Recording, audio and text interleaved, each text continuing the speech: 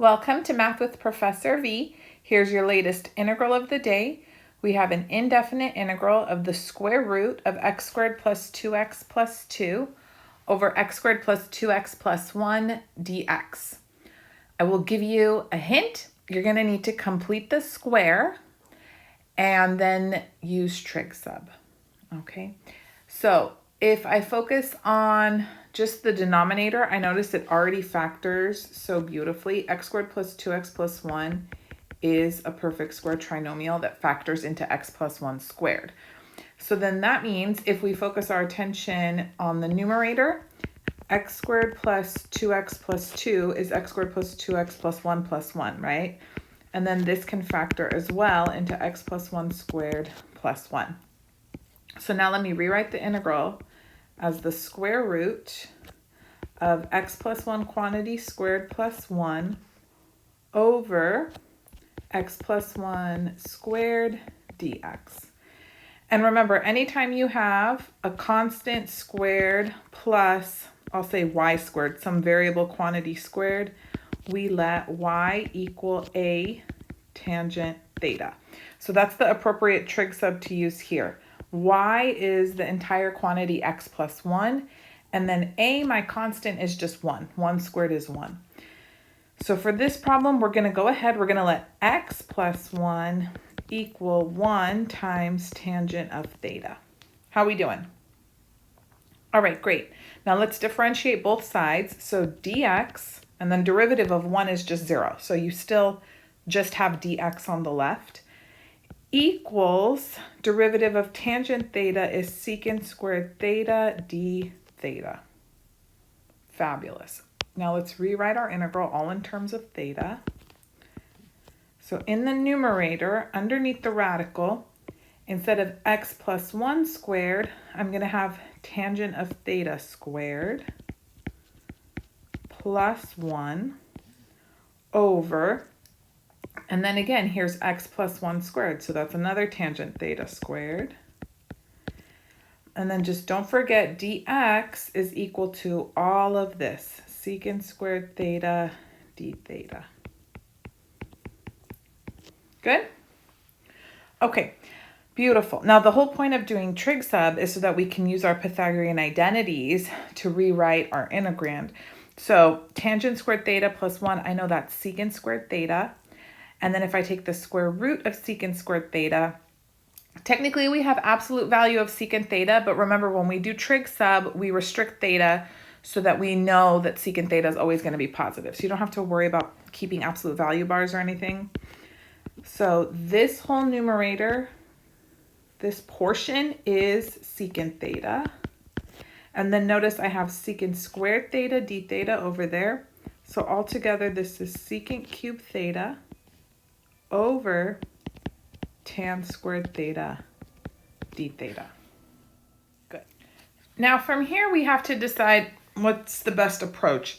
I know that oftentimes when I have an integral involving secants, powers of secants, and tangents, I can just do a u sub and a little bit of clever manipulation and be done.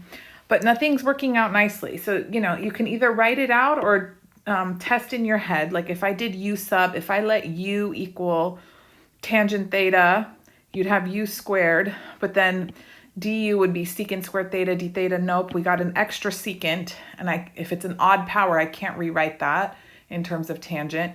If you let u be secant theta, then du would be secant theta tan theta, which I don't have up here. So I don't think either of those options will work. If you're able to play around with it and figure something out, let me know. But what I ended up doing from here is just saying, let me revert back to sines and cosines. That just feels more comfortable.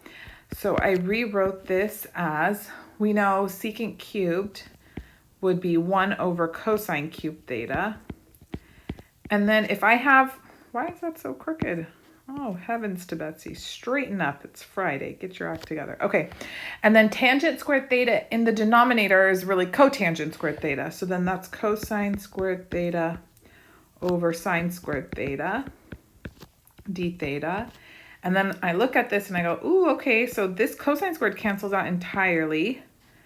Is that helpful? I think so. So then now I just have 1 over cosine theta times 1 over sine squared theta d theta.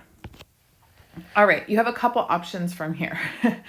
So you can multiply top and bottom by cosine theta, do a u sub, do partial fractions.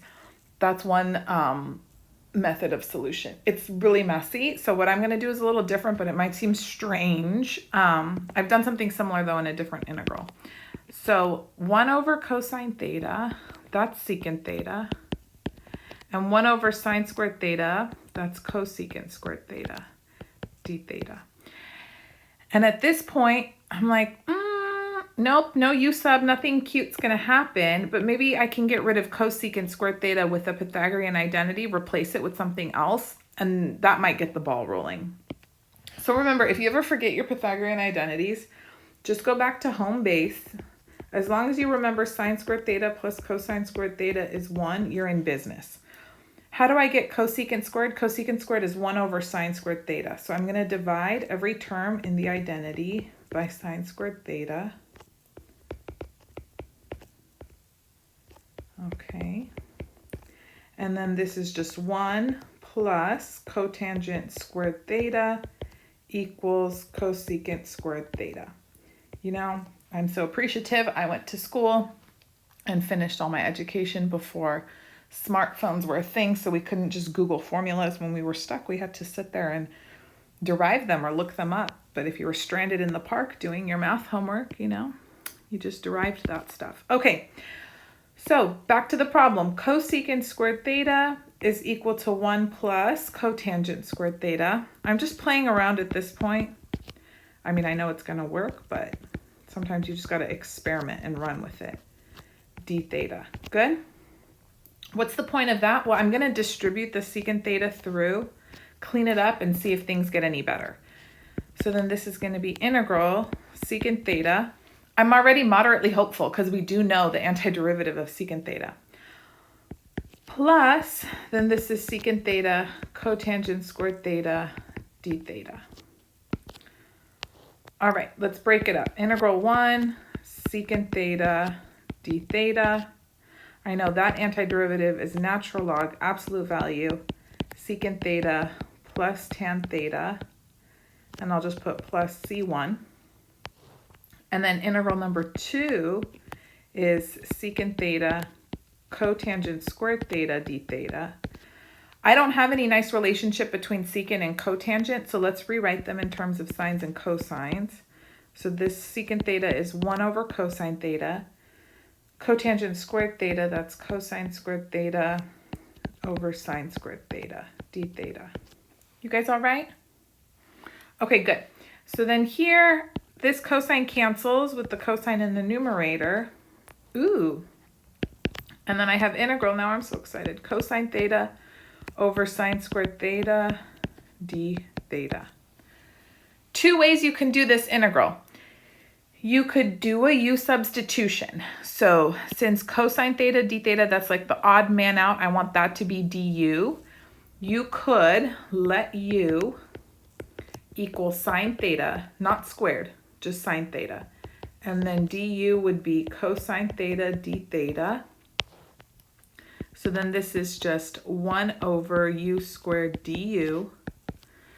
That's u to the negative second. So antiderivative would be negative 1 over u, or negative u to the negative first, plus c2. So this is negative 1 over sine theta plus c2. Okay, I said there's 2 ways you could do it. That's option 1.